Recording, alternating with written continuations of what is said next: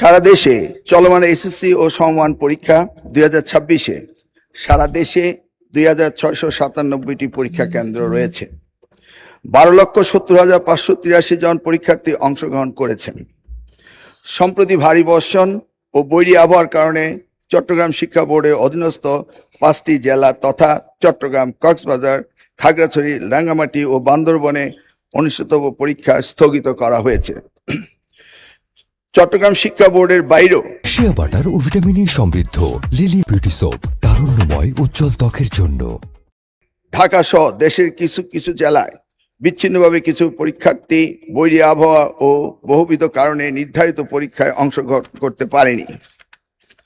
মাননীয় স্পিকার, প্রতিকূল আবহাওয়া কিংবা সংশ্লিষ্ট অনিবার্য কারণে যারা চলমান এসএসসি ও সমমান পরীক্ষা 2026 এর কোনো বিষয়ে অংশগ্রহণ করতে পারেনি, তারা চট্টগ্রাম শিক্ষা বোর্ডের ইতিমধ্যে স্থগিত হওয়া সংশ্লিষ্ট বিষয়ে অভিন্ন প্রশ্নপত্রে শিক্ষা মন্ত্রণালয় কর্তৃক নির্ধারিত একই তারিখে ওই সময়ে পরীক্ষা অংশগ্রহণ করতে পারবেন।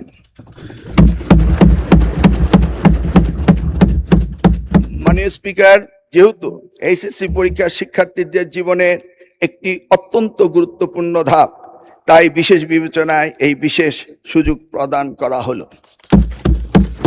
মাননীয় স্পিকার, পদার্থবিজ্ঞান প্রথম পত্রে ভুল প্রশ্নপত্র প্রণয়নের দায়ী ব্যক্তিদের ইতিমধ্যেই সাময়িক বরখাস্ত করা হয়েছে।